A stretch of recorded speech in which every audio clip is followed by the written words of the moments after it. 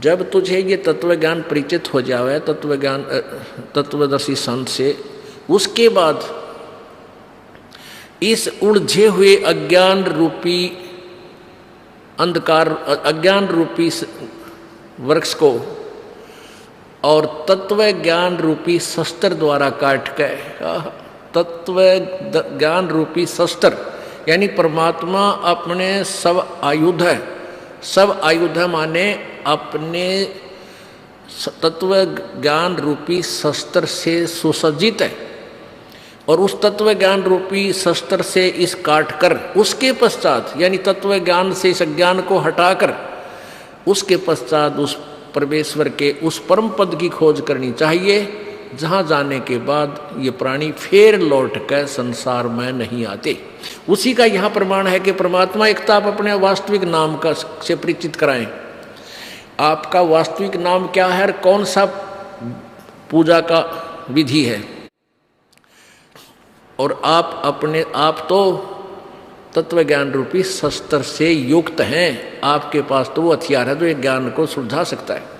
अब देखो 17वें में ऋग्वेद मंडल नंबर 9 सूक्त नंबर 96 का मंत्र 16 में इतना ही हमने काफ़ी है कि आप अपने तत्व ज्ञान रूपी आयुध यानी शक्ति से, हथियार से, शस्त्र से संपन्न है, उसके द्वारा आप काट के अपने सर्वोपरि रहस्य यानी गुप्त वास्तविक रहस्य में श्रेष्ठ नाम क्या है उसका ज्ञान कराएं।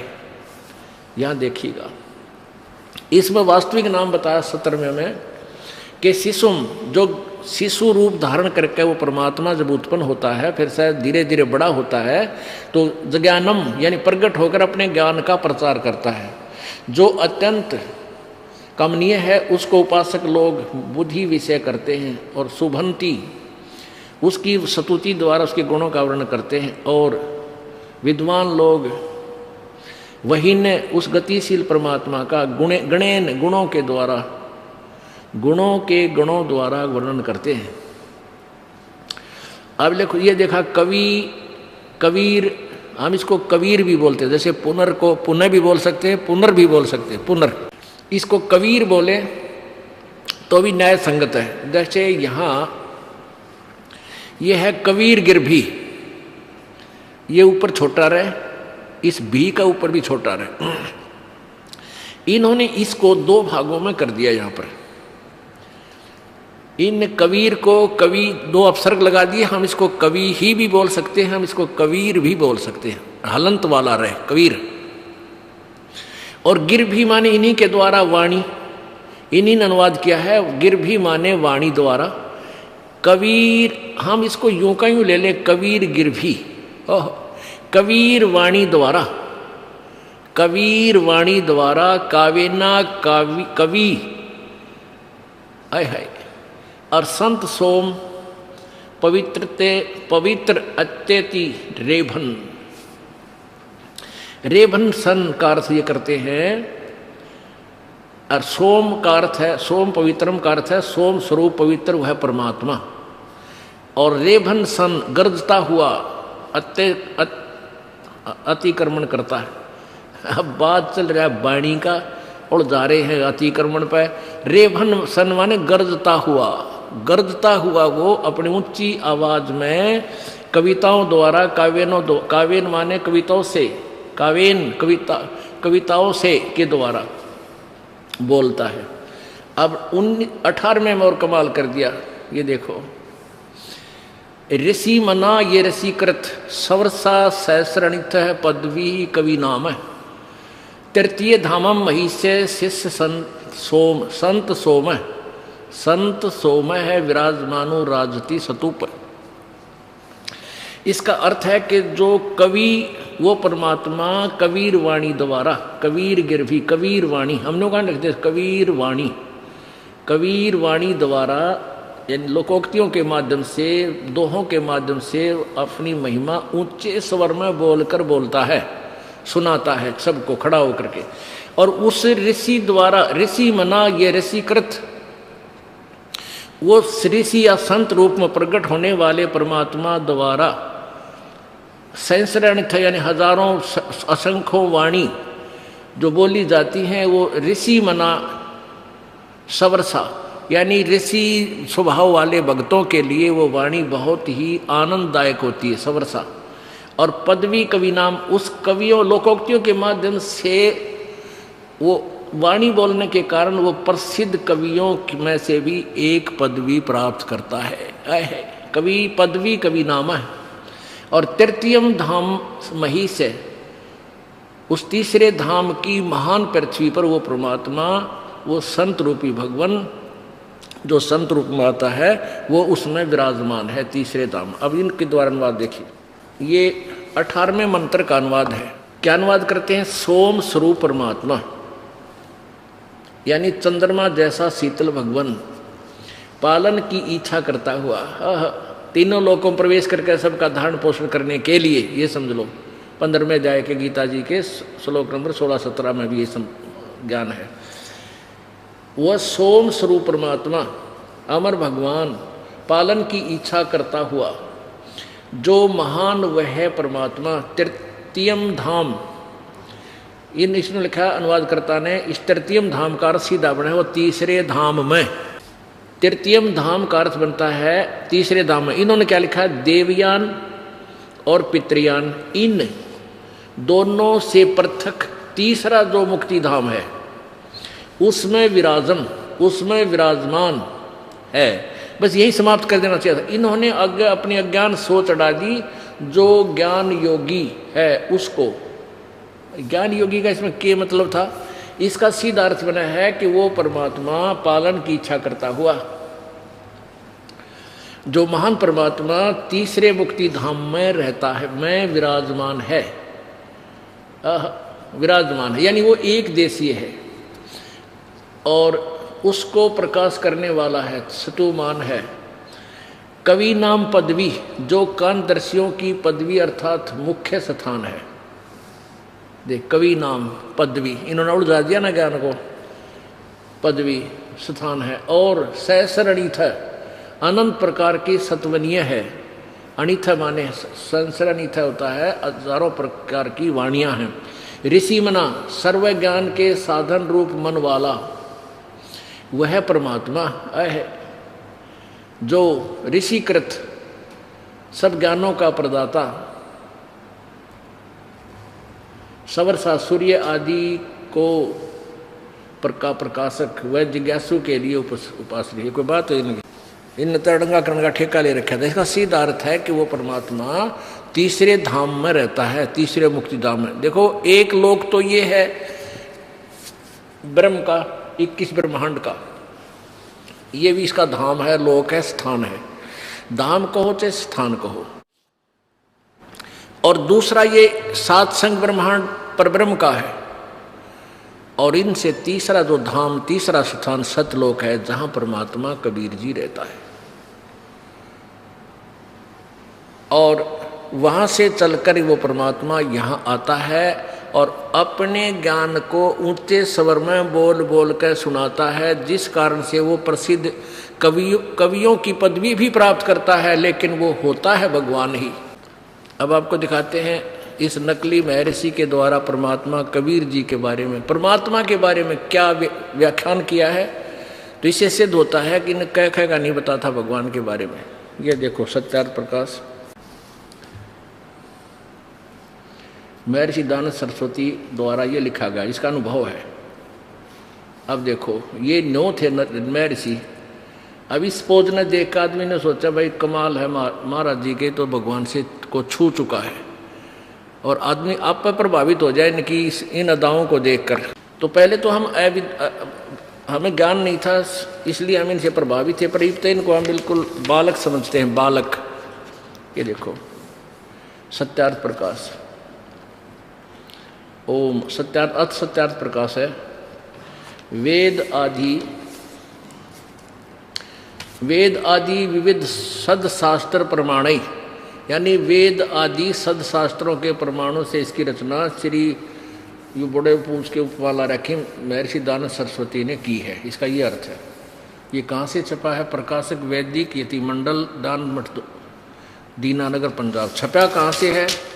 मुद्रक है आचार्य प्रिंटिंग प्रेस, दानंद मठ, गोहाना मार्ग, रोहतक। ये यहाँ से छपा है। इसके 11वें समोल्लास में प्रश्न नंबर 306 पे ये देखिएगा। अष्टमो समोल्लास ना एकादश समोल्लास है, सत्यार्थ प्रकाश है, 306 पृष्ठ पे। अब परमेश्वर के बारे में क्या बताया है इस अज्ञानी महर्षि ने। प्रसन्न है कबीर पंथी तो अच्छे हैं, स्वामी जी कहता नहीं, दानंद जी कहते नहीं कबीर पंथी अच्छे नहीं हैं। प्रसन्न क्यों अच्छे नहीं हैं? वो तो पाषाण आदि मूर्ति का खंडन करते हैं और कबीर साहब फूलों से उत्पन्न हुए और अंत में भी फूल हो गए। ब्रह्मा विष्णु महादेव का जन्म नहीं था, तब भी कबीर साहब थे बड़े सिद्ध। जिस बात को वेद पुराण भी नहीं जान सकता उसको कबीर जानता है। सच्चा रास्ता है सो कबीर ने ही दिखलाया है। इसका मंत्र सतनाम कबीर आदि है। अब प्रसन्न करता बात बहुत कुछ ठीक बोल रहा है और स्वामी जी क्या अड़ंगा कर रहे हैं उत्तर देते हुए, नहीं पाषाण तो को छोड़, वो तो पलंग गद्दी तकिए खड़ाऊं जोत यानी ज्योति जलाते हुए यह भी गलती करते हैं। दीप जोत अर्थात दीप जो हम जोत जलाते हैं उसको भी स्वामी जी नकार रहे हैं कि वो गलत करते हैं। आदि का पूजन पाषाण मूर्ति से न्यून नहीं, यानी वो तो पाषाण को पत्थर तो छोड़ पलंग गद्दी तकिए खड़ाऊं और जोत की भी पूजा करते हैं जो पत्थर मूर्ति से भी क्या घटिया नहीं। क्या कबीर साहब बनोगा था वह कलियां था जो फूलों से उत्पन्न हुआ और फूल ही अंत में फूल हो गया। यहाँ यह जो बात सुनी जाती है वह सच्ची होगी। देखो पहले तो विद्वान की परिभाषा यही खत्म हो जाती है, जो संभावना व्यक्त करता है क्लियर नहीं करता बात ने। तो यहाँ स्वामी जी कह रहे हैं कि जो ये बात सुनी जाती है यह सच्ची होगी, तो इनका लिखने का अधिकार नहीं है जो कंसेप्ट क्लियर नहीं कर सकता। एक फाइनल करना कि ऐसा है तो पहले तो यहाँ दोगलापन और फिर आगे कमाल ही कर दिया इसने। सुनी जाती है वही बात सच्ची होगी, वही सच्ची होगी। कोई जुल्हा काशी में रहता था, उसके लड़का बाला नहीं था। एक समय थोड़ी सी रात्रि थी, बाजार में रात चला जाता था तो देखा सड़क के किनारे एक टोकरी में फूलों के बीच में उसी रात का जन्मा बालक था। वह उसको उठा लाया, अपनी स्त्री को दे दिया, उसने पालन किया। वह बड़ा हुआ तो जुलाहे का काम करता था। किसी पंडित के पास संस्कृत पढ़ने के लिए गया, उसने उसका अपमान किया, कहा कि हम जुलाहे को नहीं पढ़ाते। इस प्रकार कई पंडितों के पास फिरा परंतु किसी ने न पढ़ाया। तब ऊट पटांग भाषा बनाकर जुलाहे आदि नीच लोगों को समझाने लगा। और तेरा गजब भैया, तंबूरे लेकर गाता था, भजन बनाता था, विशेषकर पंडित शास्त्र वेदों की निंदा किया करता था। कुछ मूर्ख लोग उसके जाल में फंस गए और जब मर गया तो तब लोगों ने उसको सिद्ध बना लिया। जो उसने जीते जी शब्द आदि बनाया था, जो मतलब लोगों कविताएं बनाई थी, उसको उसके चेले पढ़ते थे। वारे महर्षि। अब देखो आ गया ना तोड़। अब वेद कहते हैं वो परमात्मा होता है और अपनी महिमा का ज्ञान वो ऊंचे स्वर में बोल बोल कर कविताओं के माध्यम से, दोहों के माध्यम से उच्चारण करता है, जिस कारण से वो एक महान कवियों में से भी एक कवि भी प्रसिद्ध होता है। लेकिन वो होता है भगवान, वो अमर पुरुष होता है और वो परमात्मा अपनी महिमा को ऊंचे स्वर में गरज के, क्योंकि ढोल के डंके पर बोलता है, सबको ठोक के सुनाता है। ये तो वेद कहते हैं वो ऐसा ही करता है। और स्वामी जी उस परमात्मा को ना पहचान कर महर्षि दानंद जी भगवान के विषय में बोल रहे हैं कि वो भगवान नहीं था, यानी लाल को नहीं पहचान सका और कौडियों की गठड़ी बंधवा दी भोड़े समाज को कि ये लाल है। अपनी अज्ञान सोच परमात्मा निराकार है और फिर दूसरी अज्ञान सोच कि सूर्य पर मनुष्य रहते हैं, ऐसे ही सब पशु पक्षी भी रहते हैं, वहाँ बाग बगीचे भी हैं, वहाँ इन्हीं वेदों को पढ़ते हैं। ये विद्वानों की बात ये खगोल भगोल के बारे में जान, सूर्य के ऊपर आदमी कोई कहे मनुष्य रहता है, कलेजा हिल जा जब होश में होता है। ये भांग पिया करता था, उसके नशे में ये बातें लिखी। और इन्हीं बातों का ये जो ज्ञान दास ने इस अज्ञानी के अज्ञान की पोल खोल दी। और जो सच्चार प्रकाश बेचकर रोटी खा रहे थे, उन आचार्यों को भगदड़ मच गई। उन्होंने भोले समाज को भ्रमित किया, रामपाल झूठ बोलता है, महर्षि की आलोचना करता है, और ये क्रोथा कांड करा दिया उन दुष्टों ने। उन्होंने तो सोचा था ये काम तमाम हो जाएगा, इतना बदनाम कर दे रामपाल को कि इसके चेले भी बाज जा, सुने नहीं इसकी बातों को, सारा समाज इसको नफरत करे हैं। तो उन्होंने ऐसा सोचकर ये जुल्म करवा दिया। लेकिन वो भूल गए थे कि अब मानव समाज 200 वर्ष पुराना नहीं रहा, शिक्षित है। और दास ने ऐसा रंग रखा है कि सारी पृथ्वी एक तरफ और दास का अनुयायी एक तरफ, ये टस से मस नहीं हो सकते। दास का पूरा काम हो चुका है, ज्ञान खोल कर धर दिया। पूरे विश्व में तूफान आने वाला, कुछ दिन हम देख लेना इस तत्व ज्ञान का। इतना प्रचार, इतनी पुस्तकें समाज में भेज दिया कैप्सूल, अब पढ़ पढ़ कर चक्कर काटते आते वो भोली आत्मा। उत्तर मर गए थे, कहाँ था ये ज्ञान अभी तक।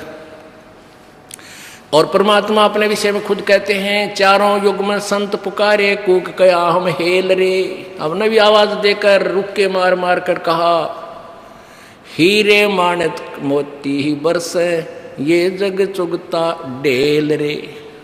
हम वो यथार्थ ज्ञान रूपी, सत भक्ति रूपी मोतियों की वर्षा कर रहे हैं। और ये भोली आत्मा इन अज्ञानी ऋषि महर्षि संत और गुरुओं के अज्ञान से परिपूर्ण होकर के इन कौड़ियों की गठड़ी बांध कर वजन उठाए फिरते हैं कि हमने बहुत कुछ कमा लिया, और लाल को ठोकर मार रहे हैं। संजा है तो सिर दर पाओ, बहोर नहीं रे ऐसा दाओ। बोलो सतगुरुदेव की जय। परमपिता